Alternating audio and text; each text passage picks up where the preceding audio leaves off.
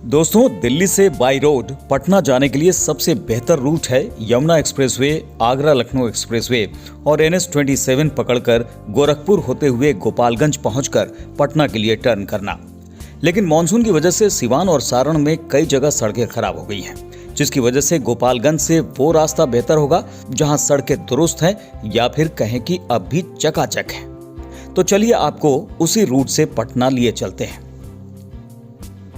तो इस वक्त हम नोएडा एक्सप्रेसवे से आगे बढ़ रहे हैं यमुना एक्सप्रेसवे की तरफ और ये साइन बोर्ड आप देख सकते हैं, ये इशारा करते हुए कि आप यमुना एक्सप्रेसवे की तरफ बढ़ रहे हैं।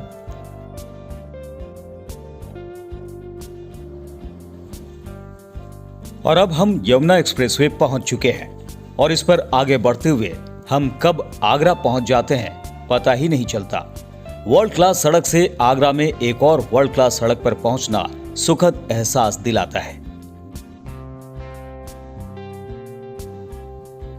आगरा लखनऊ एक्सप्रेसवे के अस्तित्व में आने के बाद दिल्ली से लखनऊ की करीब 500 किलोमीटर की दूरी सड़क द्वारा बिना किसी बाधा के लगभग 6 घंटे में तय हो जाती है।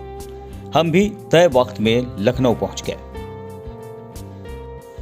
देश के सबसे लंबे एक्सप्रेसवे से हमने रुख किया NH-27 का, जो बाराबंकी, अयोध्या, गोरखपुर, कुशीनगर होते हुए गोपालगंज में बिहार के बॉर्डर को क्रॉस करती है। इस सड़क से गुवाहाटी से भी आगे जाया जा सकता है। कुशीनगर के पास ये NH-28 का हिस्सा होता है।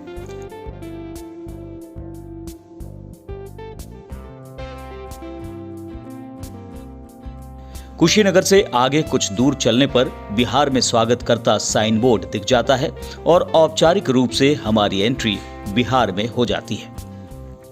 अब ये ध्यान रखना है कि गोपालगंज से आगे बढ़ते हुए गंडक नदी को पार करने के कुछ ही देर बाद खजुरिया चौक के पास NH-27 छोड़ देना है और अंडरपास से दाहिने टर्न कर केसरिया का रुख करना है।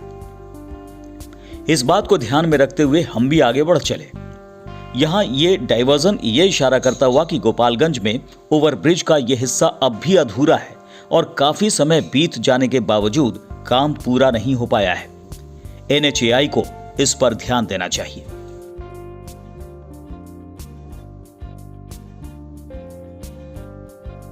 खैर, अच्छी बात यह है कि आगे का रास्ता बेहतर हो गया है।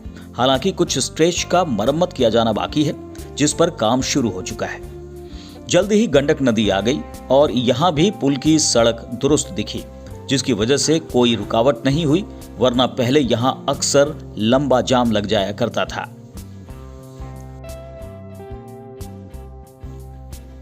पुल पार करने के कुछ ही देर बाद रामपुर खजुरिया चौक आ गया और यहाँ से हमने NH-27 के नीचे से राइट टर्न ले लिया। केसरिया तक की सड़क काफी शानदार दिखी और हरियाली भी मन खुश करने वाली।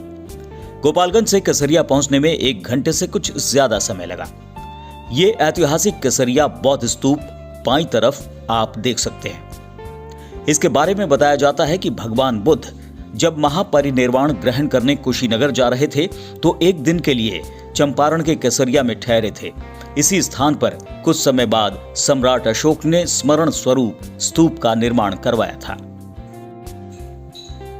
अब हमने यहां से वैशाली जिले के लालगंज का रुख किया। करीब 2 घंटे में हम भगवान महावीर की जन्मस्थली पहुंच गए। केसरिया से यहां तक की सड़क काफी बेहतर दिखी। महाराणा प्रताप चौक का साइन बोर्ड ये बताता हुआ कि हम लालगंज पहुंच चुके हैं। अब यहां से हाजीपुर की तरफ से न जाकर सोनपुर बाईपास की तरफ से JP सेतु यानी दीघा ब्रिज की तरफ बढ़ना है। हमने वही किया और जल्दी ही हाजीपुर छपरा हाईवे के उस पॉइंट पर पहुंच गए जहां से JP सेतु के लिए बाएं मुड़ना था।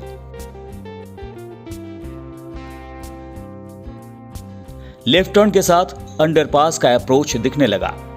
यह अंडरपास उस रेलवे फाटक को अवॉइड करने के लिए बनाया गया है जिस पर पहले लंबा जाम लग जाया करता था। अंडरपास की दीवारों पर पेंटिंग देखने लायक है, बेहद खूबसूरत।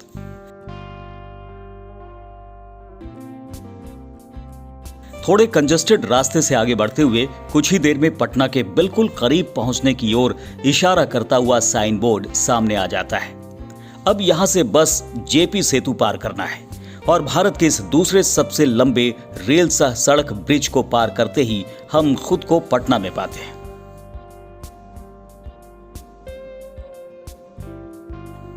इस तरह मॉनसून की भारी बारिश की वजह से कुछ जगहों पर खराब हुए रास्ते को अवॉइड करते हुए आप भी आराम से पटना पहुंच सकते हैं।